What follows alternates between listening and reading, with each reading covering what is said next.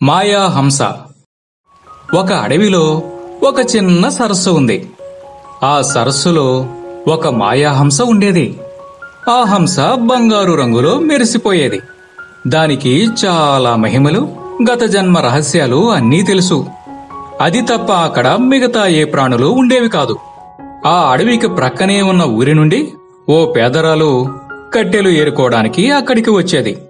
ఆమె పడుతున్న కష్టాన్ని ఆ మాయాహంస రోజూ చూసేది. ఒకనాడు బాగా దాహం వేయడం వలన ఆ పేదరాలు నీళ్లు త్రాగడానికి సరస్సు దగ్గరికి వెళ్ళింది. నది ఒడ్డునే నిలబడి దోసిలితో నీరు పట్టుకుని తాగుతున్న ఆమెను చూసిన హంస వెంటనే కాస్త దగ్గరకు వచ్చి, నీకొక రహస్యం చెప్తాను, నమ్ముతావా అన్నది. బంగారు రంగులో మెరిసిపోతున్న ఆ హంస మాట్లాడేసరికి ఆమె ఆశ్చర్యపోయింది. ఆ రహస్యమేంటో చెప్పమన్నది. నేను నీ భర్తని, చనిపోయాక ఇలా హంస జన్మ ఎత్తాను అని చెప్పింది. ఆ హంస చెప్పేది నిజమో అబద్ధమో, ఏదో ఒక లాభం అయితే జరగకపోతుందా అని తన కష్టాలన్నీ చెప్పుకుందా పేదరాలు. భార్యాబిడ్డలు పేదరికంలో ఉన్నారని తెలుసుకున్న హంస వెంటనే ఒక బంగారు ఈకను సృష్టించి ఇచ్చింది. రోజుకొక బంగారు ఈకను ఇస్తాను, వచ్చి తీసుకో అని చెప్పింది. దాంతో ఆవిడ ఆనందానికి హద్దే లేదు. అలా పేదరాలు కొద్ది రోజుల్లోనే ధనవంతురాలు అయిపోయింది. పెద్ద ఇల్లు కట్టుకుని పిల్లలతో సంతోషంగా ఉంది. అయితే కొన్ని రోజులకే ఆవిడలో దురాశ మొదలైంది. హంస రోజుకు ఒక బంగారు ఈకను మాత్రమే ఇస్తుంది. అలా కాక దాని ఒంటి మీద ఉన్న ఈకలన్నీ ఒకేసారి తీసుకుంటే మరింత ధనవంతురాలు అయిపోవచ్చునని అనుకుంది. వెంటనే సరస్సు దగ్గరకు వెళ్లి హంసను మాటల్లో పెట్టి దానికి తెలియకుండా ఈకలన్నీ తీసేసుకుని ఇంటికి వచ్చేసింది. అసలే అది మాయా హంసేమో, దాని మహిమ కారణంగా ఇంటికి వచ్చాక చూస్తే ఆ ఈకలన్నీ బూడిదలా మారిపోయాయి. తిరిగి ఆమె ఎప్పటిలా పేదరాలిగా మిగిలిపోయింది. ఈ కథలో నీతి ఏమిటంటే, దురాశ దుఃఖానికి చేటు. పక్షి కోపం. ఒకసారి ఓ అడవిలో సాధువు ఒకరు దేవుని గురించి తపస్సు చేయడం మొదలుపెట్టాడు. చెట్టు క్రింద కూర్చుని కళ్ళు మూసుకుని ఆయన చాలా కాలమే తపస్సు చేశాడు. ఆ చెట్టు దగ్గరకు వచ్చిన పక్షులైనా జంతువులైనా ఆయన తపస్సుకు భంగం కలిగించకూడదని ఎటువంటి చప్పుడు చేయకుండా అక్కడి నుండి వెళ్లిపోయేవి. కాని కొన్ని రోజుల తరువాత ఆ సాధువులో సహనం నశించి తపస్సును మధ్యలోనే మానేశాడు. అంతేకాక, దేవుడు ఉన్నాడా ఏంటి? ఉంటే నేను చేసిన తపస్సుకు ఏనాడో ప్రత్యక్షం అయ్యేవాడు అనుకున్నాడు. అడవిలో నుండి తిరుగు పయనమయ్యాడు. అటుగా వెళుతున్న ఆ సాధువుకు ఒక చిన్న పక్షి చెరువులో ఉన్న నీటిని తన తోకతో తోడడం కనిపించింది. అది చూసిన సాధువుకు వింతగా అనిపించింది. అందుకు ఆ పక్షిని, చెరువులో ఉన్న నీటిని ఎందుకు తోడుతున్నావు? కారణమేంటి అని ప్రశ్నించాడు. దానికి సమాధానంగా పక్షి, ఈ చెరువు ఒడ్డున ఉన్న చెట్టుపైన నా గూడు ఉంది. ఆ గూటిలో నుంచి జారిపడ్డ నా గుడ్లను ఇది మింగేసింది. అందుకే ఈ చెరువును తోకతో తోడి ఎండబెట్టేస్తాను అని కోపంగా చెప్పింది. దాంతో సాధువుకు జ్ఞానోదయం అయింది. ఈ పక్షికి ఉన్నంత ఆత్మస్థైర్యం కూడా నాకు లేదు కదా అనుకున్నాడు. తిరిగి వెళ్లి చెట్టు క్రింద కూర్చుని తపస్సు చేయడం మొదలుపెట్టాడు. అలా చేసిన కొన్ని రోజులకి వనదేవత ప్రత్యక్షమైంది. ఏం వరం కావాలో కోరుకోమంది. సాధువు తోకతో చెరువును తోడుతున్న పక్షి కథనంతా చెప్పి దాని కష్టాన్ని తీర్చమన్నాడు. దేవత ఆ వరాన్ని ఇచ్చింది. చెరువు మొత్తం ఎండిపోవడంతో పక్షి ఆనందంగా వెళ్లి తన గుడ్లను తెచ్చుకుని గూటిలో పెట్టుకుంది. తరువాత చెరువు దగ్గర నుంచి వెళ్తున్న సాధువును పిలిచి, చూసావా, నేను ఈ నీటిని తోడలేకపోతున్నానని ఆ దేవుడే ఈ చెరువును ఎండగట్టాడు. నీ తపస్సుకు మెచ్చి ఆయన ఎప్పుడైనా కనిపిస్తే నేను ధన్యవాదాలు తెలిపానని చెప్పు అన్నదా పక్షి అమాయకంగా. సాధువు చిన్నగా నవ్వుకుని సరేనన్నాడు. ఈ కథలో నీతేమిటంటే, మనం ప్రయత్నం చేస్తే దేవుడు కూడా సాయం చేస్తాడు. కుంటి గాడిద. కృష్ణాపురం అనే ఊర్లో ఓ బట్టల వ్యాపారి ఉండేవాడు. అతడి దగ్గర గాడిద ఒకటి ఉండేది. అతడు రోజు ఆ గాడిద మీద బట్టల మూటలను వేసుకుని వెళ్లి ఊరూరా తిరిగి అమ్మేవాడు. ఆ గాడిద కూడా ఎంత బరువునైనా మోసేది. ఉదయం నుంచి సాయంత్రం వరకు కష్టపడడం వలన లాభాలు బాగా వచ్చేవి. తన వ్యాపార అభివృద్ధికి సహకరిస్తున్న ఆ గాడిదంటే అతడికి చాలా ఇష్టం. అందుకనే దాన్ని చాలా జాగ్రత్తగా చూసుకునేవాడు. ఓసారి వ్యాపారి పెద్ద మొత్తంలో బట్టల కొనుగోలు నిమిత్తం పొరుగు దేశం వెళ్లవలసిన పని పడింది. ఆ సమయంలో ఊరూరా తిరిగి బట్టలు అమ్మడానికి ఆ గాడిద బాగోగులు చూసేందుకు ఒక పనివాడిని నియమించాడు. దాని పూర్తి బాధ్యతలు అతనికి అప్పగించి పొరుగు దేశం వెళ్లిపోయాడు వ్యాపారి. కొంతకాలానికి తిరిగి వచ్చిన ఆ వ్యాపారి తన గాడిద కుంటుతూ నడవడం గమనించాడు. తను ఎంతో ఇష్టంగా చూసుకునే గాడిద అలా కుంటుతూ నడవడాన్ని చూసి తట్టుకోలేకపోయాడు. పనివాడిని అడిగినా ఆ విషయం గురించి తనకు ఏమీ తెలియదన్నాడు. తరువాత ఆ వ్యాపారి ఆ గాడిదను ఎంతో మంది వైద్యులకు చూపించాడు. అయినా ప్రయోజనం లేకపోయింది. గాడిదను చూసిన ఏ వైద్యుడు అదెందుకలా కుంటుతుందో కారణం కనిపెట్టలేకపోయారు. అలా కొంతకాలం గడిచిన తరువాత ఆ ఊరికి ఓ సాధువు వచ్చాడు.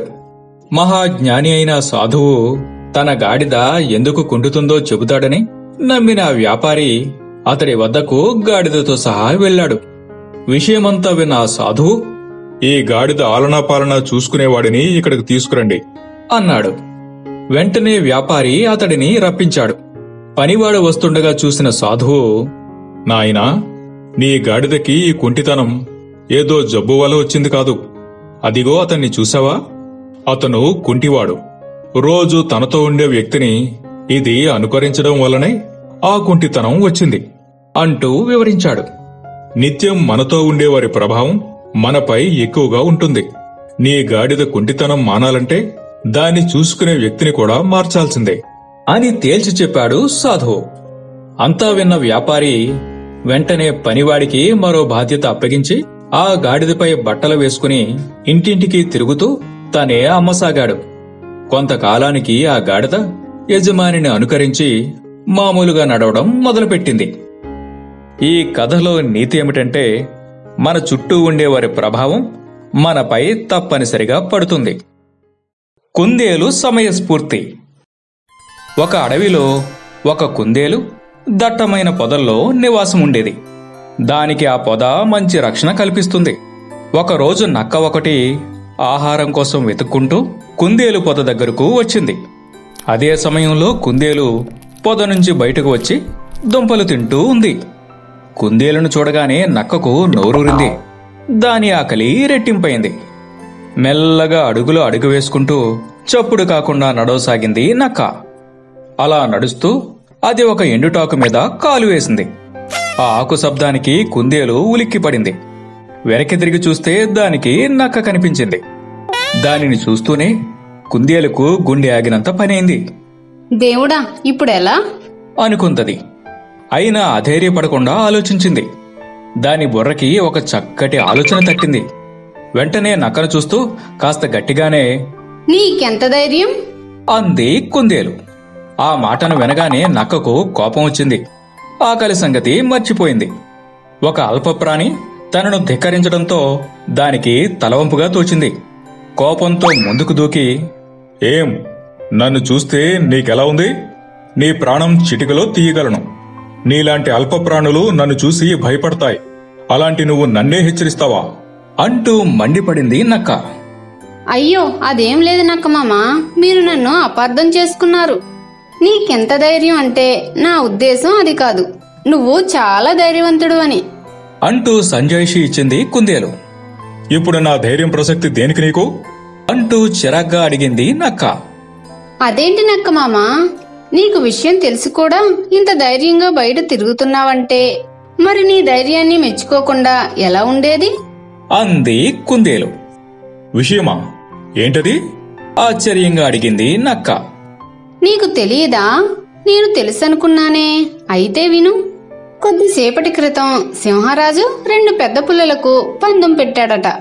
పొద్దుపోయే సమయానికి ఎవరెక్కువ జంతువులను వేటాడతారో వాళ్లను మంత్రిని చేస్తానని మాట ఇచ్చాడట. ఆ విషయం తెలిసి పెద్ద జంతువులతో పాటు చిన్న చితక జంతువులంతా ఊపిరి శబ్దం కూడా వినిపించకుండా ఎక్కడి వాళ్ళం అక్కడ నక్కి కూర్చున్నాం. వాళ్ళెప్పుడు ఎటు వస్తారో ఎవ్వరికీ తెలియదు. ఆ పదల్లో గాలి ఆడక ఏదో ఊపిరి పీల్చుకుందామని నేనిలా ఇప్పుడే బయటకొచ్చాను అంతే అన్నది కుందేలు. పందెం గురించి వినగానే నక్కగుండె జల్లుమంది. పైకి మేకపోతు గాంభీర్యం నటిస్తూ, ఓహో, ఆ విషయమా? నాకు తెలుసు. కాని నువ్వు బయట కనిపించేసరికి నీకు ఆ విషయం తెలియదేమో చెబుదామని ఇలా వచ్చానంతే. నువ్వన్నట్టు నాకు కాస్త ధైర్యం ఎక్కువేలే. నువ్వు పొదల్లోకి వెళ్లి దాక్కో. అసలే చిన్న ప్రాణివి అంది నక్క.